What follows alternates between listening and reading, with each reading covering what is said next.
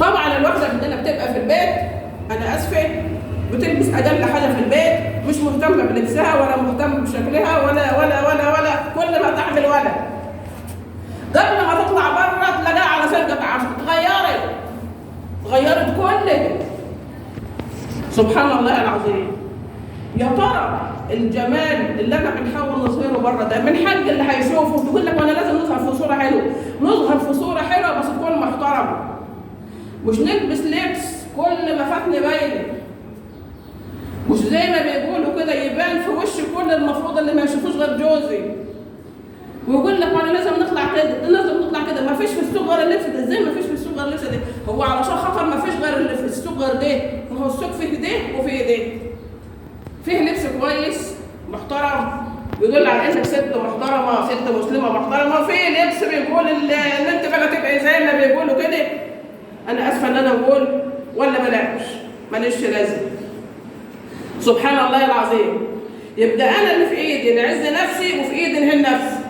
طب انا طلعت على سنجة عشر، وممكن نكون قبل ما نطلع متخانقه مع جوزي ورب بخنقه لرب السماء، طلع بكت الشيكه وطلعت وقعدت قصاد الباشا.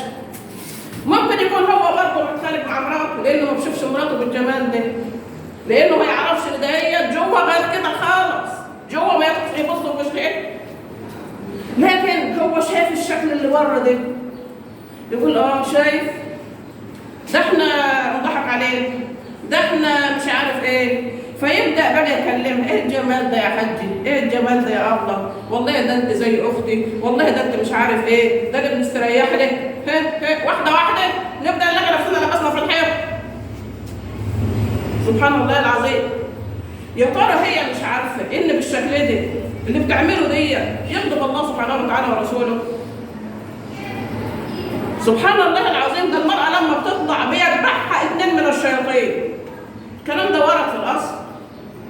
واحد بيبقى على صدرها وواحد بيبقى على ظهرها. أيوه. لأن المرأة فتنة، هي بحالها كده فتنة.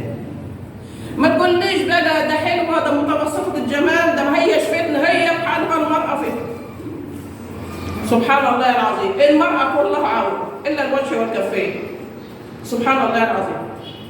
يا ترى انا ليه لما نبقى ست المفروض ست محترمه ليه نقعد مع زميلي ونحكي له اللي بيحصل في بيتي؟ ايه خبر ايه مالك زعلانه ليه؟ تقول له ده حصل وحصل وحصل وحصل وحصل. احنا لو كده في الحياه يقول له اصل هو مش وش نعم، ده انت لو مراتي انا كنت عملت وعملت وعملت وعملت. ما هو شايف ما يعرفش ان هي زي ما بيقولوا جوه ما يقدرش يبص في وشها.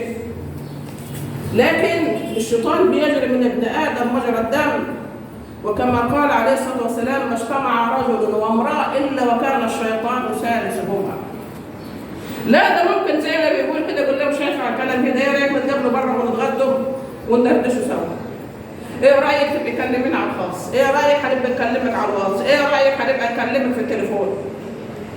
وطبعا هي ده زميلك احنا هنهزر. ايه اللي دخل الزمان